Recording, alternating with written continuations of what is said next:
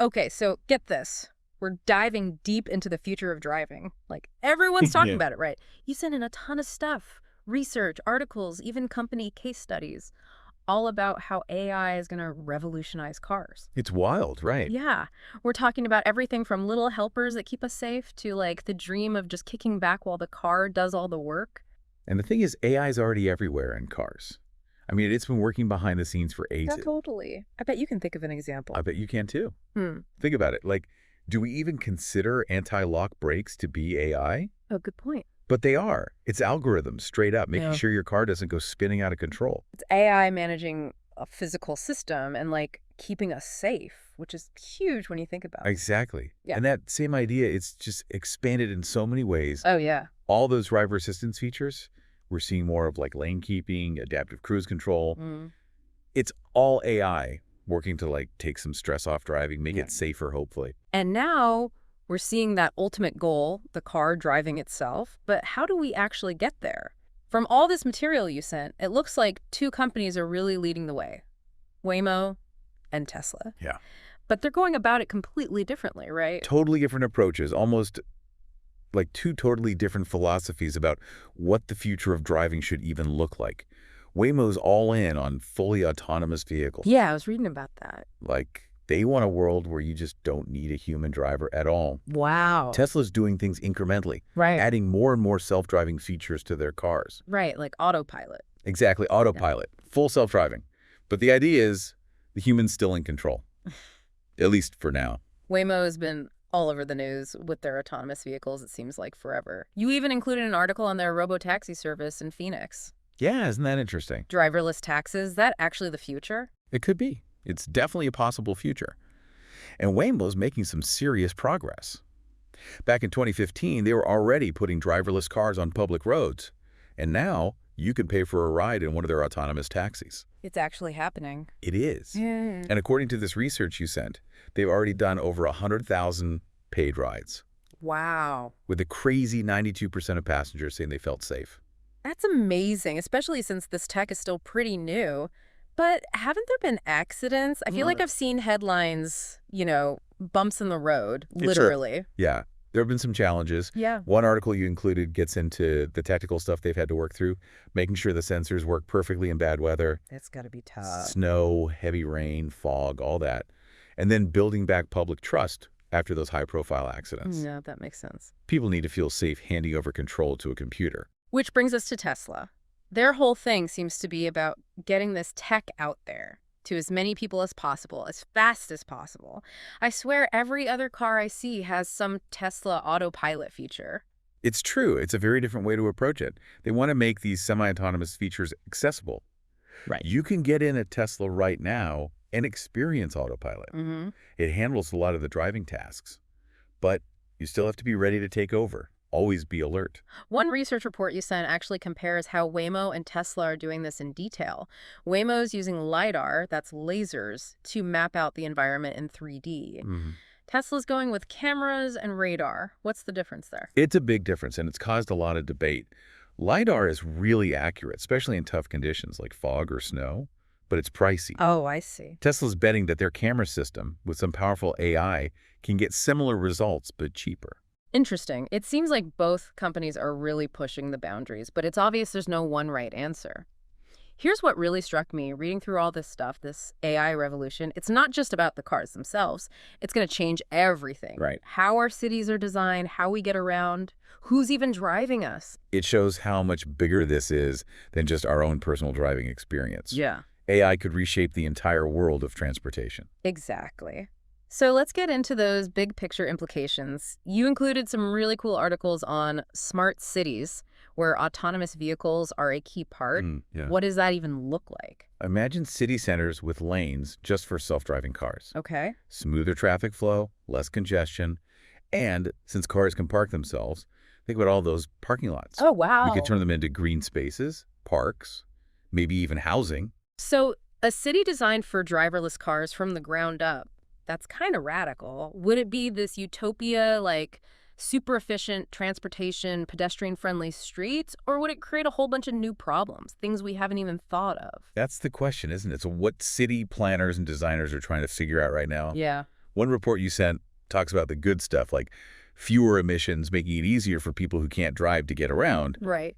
But it also says there could be downsides, like more surveillance, maybe even making inequality worse if everyone can't access this tech equally.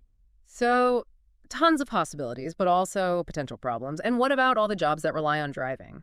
Are we going to have robots taking the wheel and millions of people out of work? It's a real concern. Some of this research predicts massive job losses for truckers, taxi drivers. But some experts say this shift will actually create new jobs in AI development, fleet management, cybersecurity, stuff like that. The challenge is managing this whole transition fairly, making sure people have the skills to adapt. That's a tough one. It is. But there's an even bigger issue here that we got to talk about. The ethical stuff. Mm-hmm. Handing over control to machines, that comes with all sorts of dilemmas. And it's front and center in a lot of what you sent. Starting with that classic thought experiment, the trolley problem. Oh, yeah, the trolley problem. That's a good one. It's forcing us to think about some tough questions that are suddenly very real. Like, if a car has to swerve to avoid an accident, how should it decide who to protect? Right. Should it save the passengers, even if it means hurting someone else? Or should it try to minimize harm overall, even if the people inside the car might be at risk? It's a scary thought. It is. But it leads to an even bigger question. Can we actually program morality into machines? Yeah. And who even gets to decide what those moral rules should be? Exactly. And the articles you shared, they explore so many ethical things beyond just the trolley problem. Data privacy, algorithms being biased, even the potential for these cars to be used for surveillance or even as weapons. It's complicated. It's a lot to think about. It really is. So the future of AI in cars, it's a road full of amazing opportunities, but there are definitely some ethical potholes along the way. Yeah. And it's a journey we're all on, ready or not. That's the truth. We've only just started to explore this, but I feel like I'm already seeing transportation totally differently. There's so much more to dig into from the stuff you sent. Let's take a quick break, then we'll come back and dive back into this fascinating world of AI and cars. You know, going through all this research, one thing that stood out to me is how many different ways AI is being used in cars. Oh, right. We always hear about self-driving, but that's just the start. I'm curious, so what else is AI doing besides, like, taking the wheel, obviously? Think about navigation, something we use every day. Yeah. We're all used to GPS, but AI is taking it way further. Okay. These new navigation systems, they can predict traffic, suggest routes based on what's happening right now, even tell you how to drive to save fuel. It's like having a traffic expert in the passenger seat. That would make my commute a lot less stressful, for sure. But how does AI even do that? That's complex. We're talking machine learning, algorithms that crunch huge amounts of data, Wow. like historical traffic patterns, live feeds from other cars, Oh, wow. even social media posts about accidents or road closures. It all gets analyzed to give you the best route. So my car might know to avoid that jam on I-95 because someone tweeted about a fender bender. Exactly. That's the idea. It's incredible how much data these systems can handle. Pretty amazing. And this predicting stuff, it's not just for navigation. One of those reports you sent, it talked about AI for predictive maintenance. Predictive maintenance, what is that? So all the sensors in modern cars, they're watching everything. The engine, brakes, transmission. Yeah. It's a ton of data. And AI can look for patterns that might mean something's going to break. So instead of waiting for my car to, like, break down, Right. it would actually tell me ahead of time. Exactly. AI could warn you about failures before they even happen. Oh. No more getting stranded on the side of the road. It'd be like having a mechanic on board, diagnosing problems before they start. That would be awesome. Is anyone actually using this, like, in real cars? Yeah. One article mentioned BMW is using AI to predict when brake pads need replacing. Oh, interesting. It uses your driving habits and sensor data. A small thing, but it could prevent big problems. That's a great example. It shows how AI can make our lives easier and safer. But what about those times when driving gets really tough? Like icy roads in winter or driving through a crazy sandstorm? Good point. Can AI handle that? Autonomous vehicles have to be reliable in all conditions. Right. And those extreme environments are the ultimate test. Some of this research gets into the challenges of making self-driving cars work in places like, say, the Arctic Circle, where it's always snowy and icy. So what are the biggest problems they have to solve for those conditions? Well, snow can hide road markings, so it's hard for the car to stay in its lane. Ice makes braking and turning way harder. And then those heavy snowfalls can mess with the sensors, like Hmm. LiDAR and cameras, that these cars need to see. It sounds like it's already hard enough for us humans to drive in that stuff. How are companies dealing with this? There's this case study. It focused on Aurora, a company in Finland. Okay. They've been testing their cars in Sweden, where it's super snowy. Ah, perfect testing ground. They're using some really cool techniques. One is called sensor fusion. Okay. It combines data from different sensors, cameras, LiDAR, radar, all together so the car gets a better picture, even when one type of sensor might be struggling. So, like, teaching the AI to see through the snow. Pretty much. They're also training their AI with tons of data from winter driving, Mm-hmm. so it learns how the car will react on slippery roads, Yeah, that makes sense. adjusts braking and acceleration, even spots those little clues in the environment that might mean there's a danger hidden under the snow. It's like training the AI to be an experienced winter driver, but with like super fast computer brains. Exactly. Yeah. But then you've got places like the desert, Yeah. where snow and ice aren't the problem. Yeah. Those extreme temperatures, all that sand, they create a whole other set of challenges. What kind of challenges? Extreme heat can affect the battery Yeah. and even cause sensors to go haywire. Oh, wow. Sandstorms can make it impossible to see anything. Yeah, that's scary. And unlike a city with streets and landmarks, the desert can be really hard to navigate. It's like a totally different problem. Totally. And companies are coming up with some innovative solutions. Like what? One article talked about Zoox. They're developing self-driving taxis. Mm-hmm. They're testing in the deserts of Nevada and Arizona. Oh, right in the thick of it. They've made special sensors that can see through dust and sand, plus advanced cooling systems to keep the electronics from overheating. Smart. They're even making high-definition maps of the desert, using natural landmarks to help with navigation. Wow, it's amazing how people are figuring out how to make this tech work in these crazy environments. But all this innovation, it brings up a lot of legal and ethical questions. We can't just ignore those. For sure. Ugh. We can geek out about the technology all day, but ultimately, it has to be integrated into our society responsibly. That's not easy. So let's start with the legal side. What kind of laws are being made for autonomous vehicles? It's kind of a mess right now. Different countries are doing different things. Oh, really? Some, like the US, are being pretty hands-off, letting companies experiment a lot. Okay. Others, like the EU, are making strict rules, focusing on safety and data privacy. Mm-hmm. There's a report you sent that compares all these approaches. It's pretty interesting. It sounds like we're still figuring it out. But what happens if a self-driving car crashes? Who's responsible? The driver who wasn't really driving, the company that made the car, or the people who wrote the AI software? It's a huge question, probably the trickiest part of regulating all this. Yeah, no easy answers. One article even talked about something called a multi-level liability model, Okay. where blame could be shared, depending on how the accident happened. That makes sense, I guess. But that brings up another issue. Data privacy. These cars are collecting a ton of info about us. Where we go, how we drive, even our conversations. It's a little creepy. You're right, it's a lot of sensitive data. Your car could be tracking your every move. Yeah. The question is, how do we protect people's privacy in a world where cars are constantly connected and sharing information? So are there solutions for this? There are some promising ideas out there. One report mentioned a few. Okay, like what? One is data encryption, scrambling the data so it's unreadable without the right key. Mm-hmm. Another is anonymization, removing anything that identifies you personally. Right, makes it harder to link the data back to you. Exactly. And then there's blockchain technology. It could make data access and consent more secure and transparent. Sounds like there are options, but it's going to be a constant challenge to keep our data safe.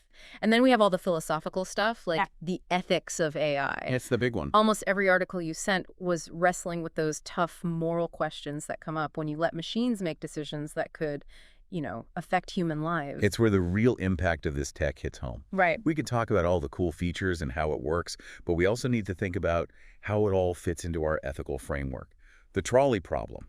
That's just the beginning. It's a good way to start thinking about it, but where do we go from there? How do we even deal with these ethical dilemmas? One article suggested creating something called an ethical codex Mm-hmm. for autonomous vehicles, like a set of guidelines, almost a moral compass programmed into the AI. So like rules for how the AI should behave. Mm. But who gets to decide what those rules are? What's right and wrong in those situations isn't always clear-cut. That's exactly the challenge. It's more than just programming a set of rules. Mm. It's about having a real conversation as a society about our values, what we care about, what kind of future we want. Yeah, that makes sense. We need experts from all different fields, ethicists, philosophers, engineers, policymakers, to figure this out, find solutions that work for everyone. It sounds super complex. It is, but we can't just let machines make these life or death decisions without thinking about the ethics, and it goes way beyond the cars themselves. Oh, yeah. It's about how this tech will change jobs, cities, and even social equality. It's a lot. It really is. So we've talked about the tech, the challenges, and now the big ethical questions. What's next? You include some pretty fascinating stuff about the potential futures of AI in cars. It's like peering into a crystal ball, trying to see what the world might look like in decades to come. Yeah. Some of it is pretty optimistic, a world where self-driving cars just fit right into our lives. Yeah. Safer lanes, sufficient transportation, and just, making driving more enjoyable. But then there are some scenarios that are, a little worrying. More traffic, cybersecurity threats, even the possibility of autonomous weapons. It's like a choose-your-own-adventure story. The decisions we make now could lead to totally different outcomes. Exactly. We're at a crossroads right now, and the path we choose will have huge consequences for transportation and maybe for society as a whole. We've covered a lot in this deep dive, from how AI works in cars to these massive questions about the future of everything. Let's take a quick pause to process all this, and then we'll wrap up our exploration of this incredible world of AI in automobiles. Going through all this, I keep thinking about how AI is like totally changing how we view transportation. Yeah. It's not just messing with cars a little, it's like a whole new way of thinking about them. It's exciting. We're on the edge of a huge shift. Oh, yeah. Cars aren't just our own vehicles anymore. They're part of this bigger thing. Right. Networks, smart cities, Yeah. a whole new way to live and get around. It's like something out of sci-fi. I know. But AI is moving so fast, it feels more and more real. And this shift, it's going to affect everyone, right? Like me, you, big companies, everything. Totally. So let's start with just like the everyday person, the average driver. How would this change our lives in a way we can actually feel? Okay, imagine this. Your morning commute. But you're in a self-driving car. Okay. You're not stressed, stuck in traffic. You can catch up on emails, read a book, even take a nap. Sounds nice. And when you get to work, your car parks itself or joins a ride-sharing pool. You could even earn some money while you're at the office. Oh, that's smart. Then at the end of the day, it picks you up, sets the temperature how you like it, plays your music, maybe even suggests a restaurant you might enjoy. It's like a personal experience tailored to you. That's pretty tempting, especially for someone. Interesting. Need to get to work. Self-driving taxi. Yeah. Family road trip. Get a spacious van. It's like having your own fleet of cars for a monthly fee. Like Netflix for transportation. Pay a subscription and you're good to go. Exactly. It could change way more than just the car industry, though. Oh, right Think up. about insurance, parking, gas stations, even how cities are designed. All that gets affected. Okay, let's talk about that. How would these industries change? Let's start with insurance. Less accidents. I guess that would be a huge change for them. Huge. If self-driving cars lead to way fewer accidents, insurance would get a lot cheaper. Makes sense. They'd have to adapt. Maybe focus on new types of coverage, like cybersecurity for all these connected vehicles. Oh, right. And parking. If cars are dropping us off and then going to park themselves somewhere else, we'd need way less parking space. Exactly. All those giant parking lots in cities, we could use them for other stuff. Yeah. Parks, housing, anything. It changes how we think about cities, how we use all that space. And then there's jobs. We talked about how some jobs might go away, but what about new jobs being created? That's the other side of it. Some articles were really optimistic about that. This whole shift to AI-driven transportation, it would need new skills, new types of expertise. Like what? We'd need more AI engineers, data scientists, people who know about cybersecurity, even specialists in sensor tech and how humans and machines interact. It's a lot. It's not just jobs disappearing, it's totally new ones we might not even be thinking about yet. Right. And it'll be tough to make that transition go smoothly. We'll need to invest in education and training to get people ready. But if we do it right, it could make the economy stronger and more creative. So AI is changing cars, but it's also changing our whole idea of what transportation is. It's kind of overwhelming. I know. It is exciting. But yeah, it could be a little scary too. What can we do as individuals and as a society to make sure this future is good for everyone? It's a big question. I think it starts with talking to each other, being open to change. Okay. We need governments, Companies, researchers, everyday people, all working together to make good rules. Rules that keep things safe, let innovation happen, but also protect our privacy. Mm-hmm. We need to invest in education so people have the skills for these new jobs. Right. And the most important thing, I think, is talking honestly about the ethical stuff, making sure these technologies are developed in a way that fits with our values. It sounds like a massive undertaking. It is, but it's also a huge opportunity to make the world better. That's true. We're at a turning point, and the decisions we make now, they really matter. It's up to all of us to build the future we want. Exactly. That's a powerful thought, and it connects to everything we've talked about today. We went from the basics of how AI is changing cars to these deep questions about the future of society. It's been a really interesting conversation. I've learned so much. It's been fascinating. And a huge thank you to you, the listener, for sending in all this incredible material. It really got us thinking. We've only just scratched the surface, but I hope this deep dive has made you think differently about transportation and the role of AI in our future. Keep asking questions, keep learning, and keep moving forward.